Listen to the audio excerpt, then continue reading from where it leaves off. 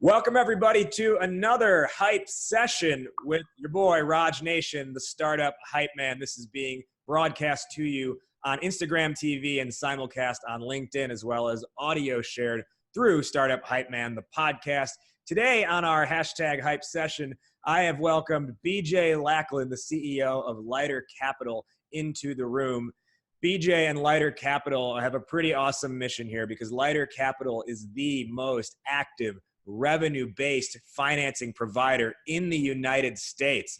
BJ, welcome to our little conversation. Welcome to our hype session. Tell us, what is revenue-based financing? Great. Listen, thanks, and I'm happy to be here. Revenue-based financing is really an alternative way to fund a startup. Actually, it's an alternative that's going much more mainstream. But essentially, think of it as some of the best aspects of debt and equity combined together into one form of financing. Now, structurally, a little more specifically, it's a royalty agreement, essentially. So, for example, we give a company, say, $500,000. They then pay us a percentage of their revenue each month until they've paid us a set multiple of that $500,000, typically like 1.5 times or something. So we give a company $500K. They pay us, say, 5% of their revenue until they paid us $750K total. We'd expect that to be over like 3 to 4 years. And if they grow really quickly, they might pay us faster, in which case we make a higher rate of return, kind of like an equity investor. If they grow more slowly, then we make a lower rate of return. And we're taking that risk. So the whole goal with it is to set up a structure where we're very much on the side of the entrepreneur, like equity. And yet, at the same point in time, we don't take any equity ownership. We don't have any control. We can't fire CEOs. You don't take board seats. So it's very much like debt, in that it's much more of a hands-off type of experience from a control perspective and dilution perspective. It's funny you mentioned it was the alternative that went mainstream. To me, it's you're basically like the hip hop of the music industry, but you're this of the finance of the investment industry, because hip hop was the scoffed at alternative for a long time, which has now become the most mainstream genre of music out there. So perhaps maybe we'll reach that. Probably not quite hip hop yet, but I love it.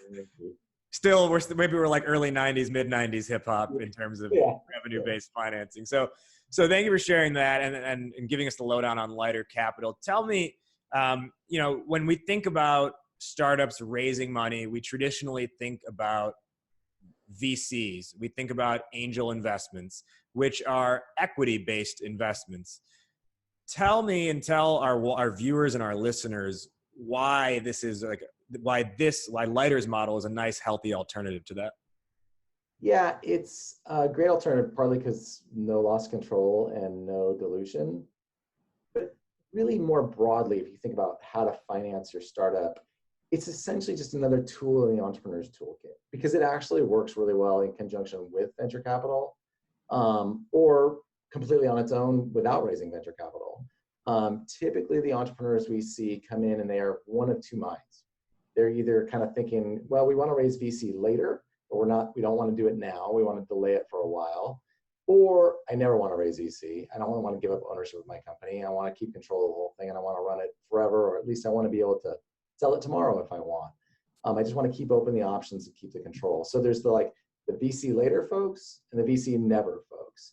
And revenue-based financing works really well for both, because for the VC later folks, it gets you some capital now to kind of reach that next milestone, go grow for another year or two. And so you'll get a better valuation out of it. A lot of the companies that we fund fall in that category where they might get like $1 million in revenue and they just really want to get to like $3 million in revenue and just put off doing a big dilutive round. They want to have more control. They want to set the terms more, all that kind of stuff, so that they can really get the equity deal they want. Then there's the folks that are on the VC never category. And for most of them, there aren't a lot of good options to get a lot of capital. And you can go to a bank, but you're going to be signing a personal guarantee, and the bank's going to be really conservative. So a bank might be able to give you $75K, where we'll give you like $400K.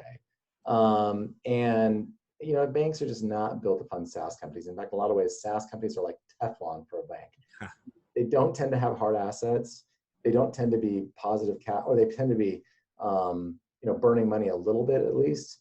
and they don't tend to have accounts receivable very much because a lot of times they get prepaid for future services. And so banks are like, I love your business, it's growing quickly, but I can't do a thing for you in terms of providing capital. So really, backing up to your question, it's really an instrument that works well either direction, whether you want to raise capital from VCs in the future, or whether you want to just never go raise from VCs at all and just go and grow and grow and grow. And on both those scores, we see companies go on and have incredible exits. One of the companies that we funded years ago went on to raise about 60 million in VC and just sold to Salesforce for a ton of money, hundreds of millions of dollars.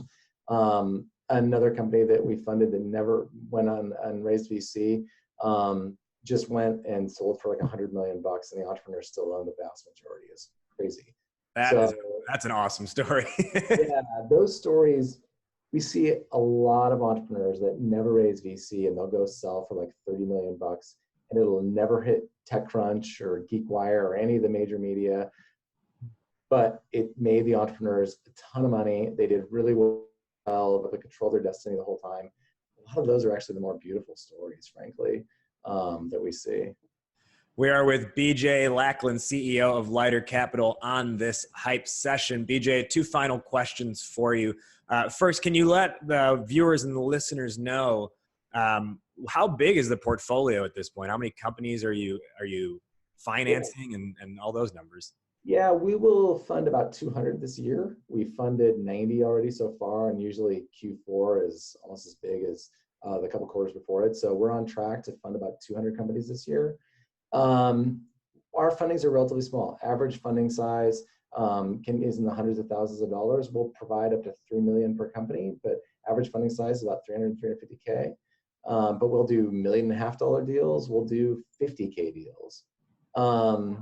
We have funded 330 companies so far with about 590 rounds of financing. So we typically provide 2 rounds of financing per company, but we've provided 8 before to one company. That company actually started as a $50,000 loan, and now we've got about $2.5 million, and they're doing about $14 million in revenue.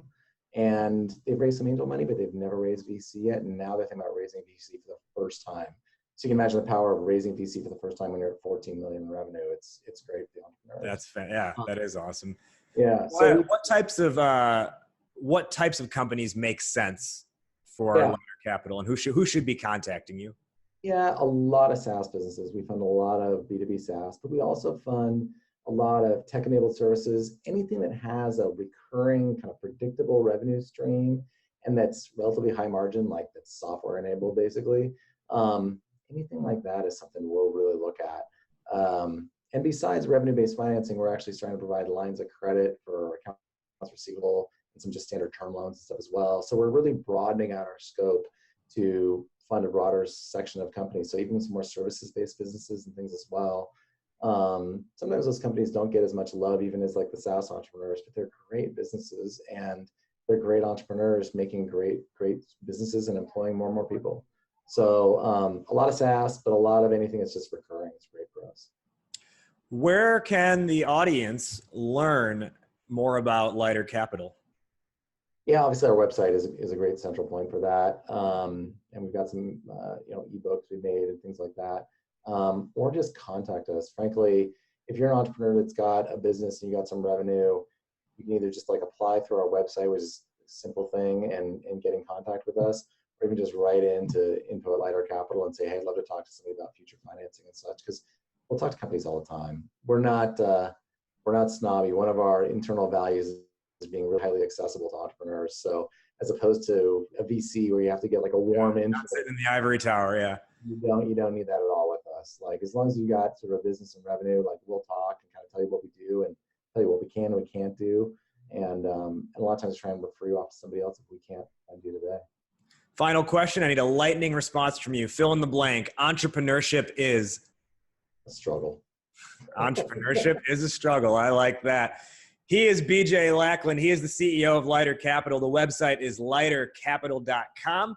This has been another edition of a #hype session brought to you by Startup Hype Man. I am Raj Nation. We will catch you on the next one. Hype Man out. Word up. Raise up.